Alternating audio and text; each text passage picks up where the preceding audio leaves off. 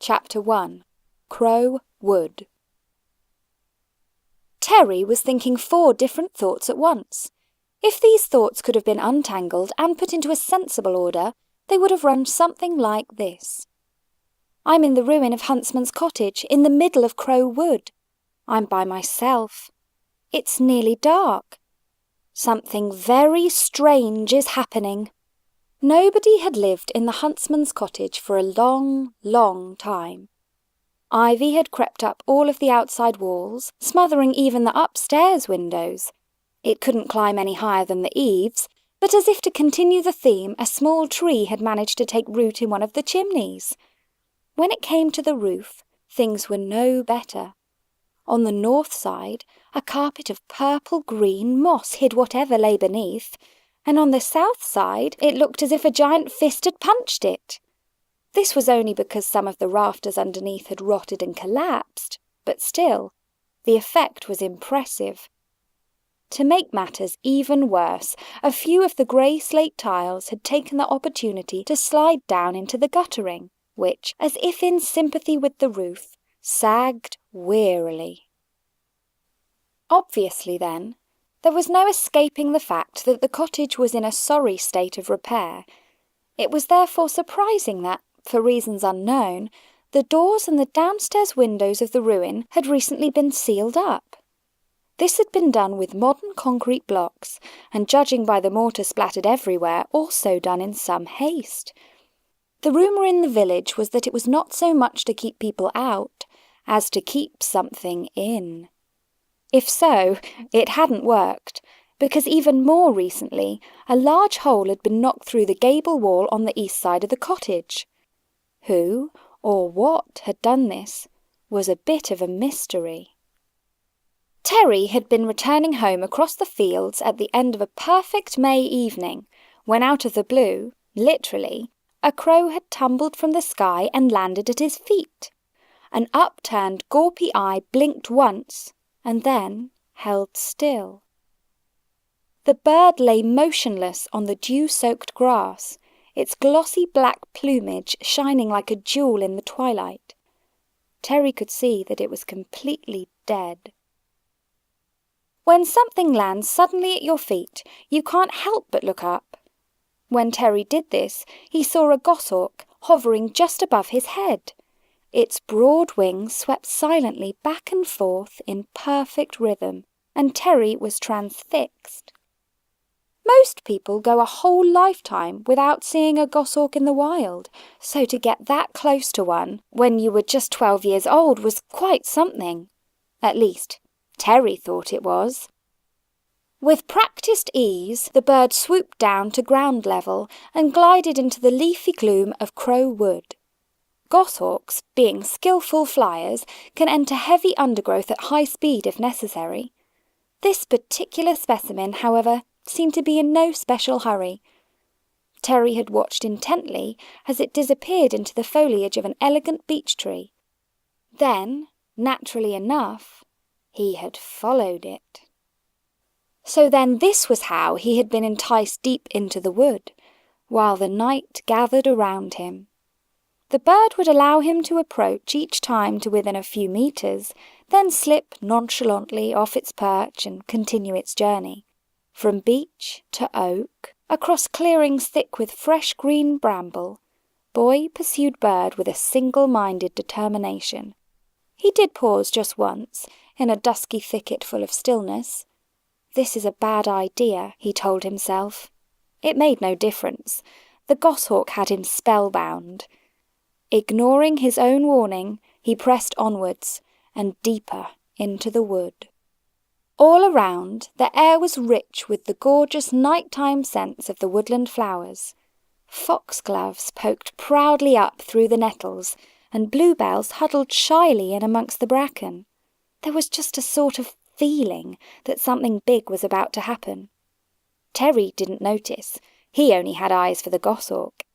He managed to keep sight of it right up until the moment it disappeared through the large hole in the gable wall of the huntsman's cottage.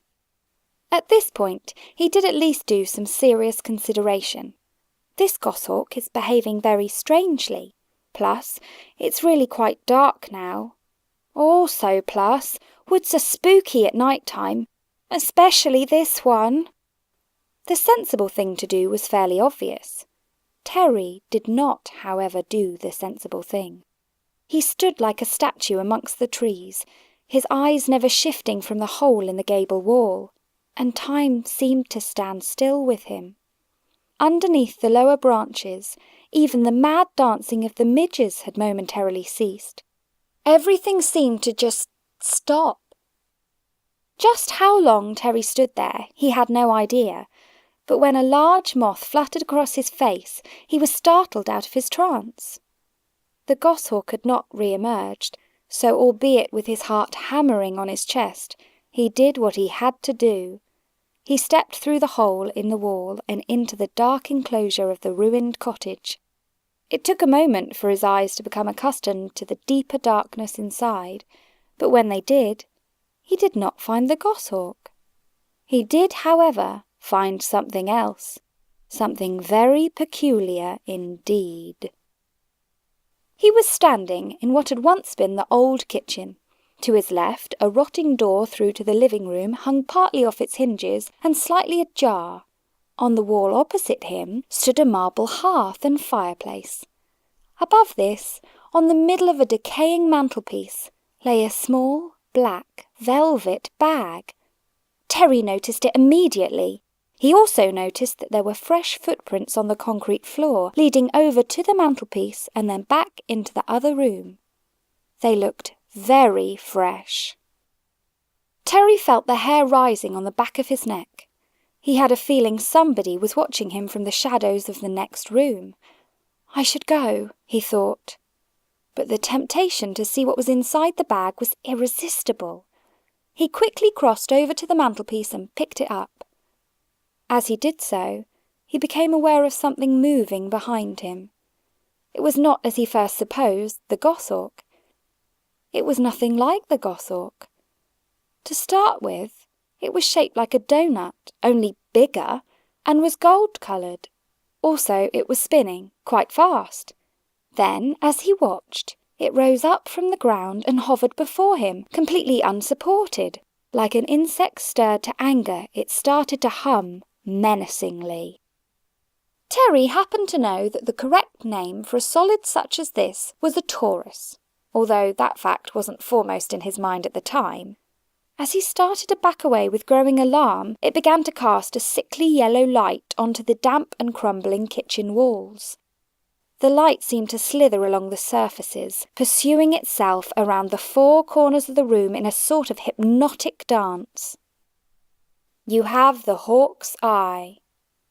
Terry nearly jumped out of his skin at the sound of a voice. It wasn't that it was particularly loud or unpleasant. It was just rather unexpected. He wasn't sure where the voice was coming from, but he had an unpleasant suspicion that it might be from the next room. So, rather belatedly, he took the decision to run for his life. The trouble was, his escape was cut off by the torus. Also, there was something wrong with the air. It had become kind of sticky. This is the first stone. There are 6 more. The voice was not threatening, just calm and matter-of-fact, like an announcement at a train station. It even had a familiar sound to it. Not that that made any difference. Terry was petrified. He tried to get away, but it was like being in a swimming pool filled with treacle. It took an enormous effort just to move his arms slightly. The spinning torus was swirling the thickening air around it, and the current was beginning to drag him with it. In no time at all, he was lifted off his feet, and with mounting panic, he realised that a whirlpool had formed. The torus was sucking him down into its centre. You cannot return until you have the 7 tumblestones. Of course he struggled, but the situation was hopeless. He wished now he had not followed the goshawk into the wood. All he wanted was to be climbing over his back garden fence and walking up to the comforting lights of his house. If only he could rush inside and tell his mum that he had found a duck's nest down by the river, that there were 7 olive green eggs in it, that he would never go into the crow wood at night by himself again, that... Unfortunately, He knew that he wasn't going to get the chance to say any of these things. Not for a while, at least. The torus had swollen to the size of a tractor tire, and the air was pouring down through its centre like a golden liquid, spinning Terry around at dizzying speeds as it carried him with it. It must have been some kind of reflection, or maybe the light was bending in a weird sort of way. Whatever the reason, the last thing he saw as he was swallowed by the vortex was his own startled face, looking down on him from above.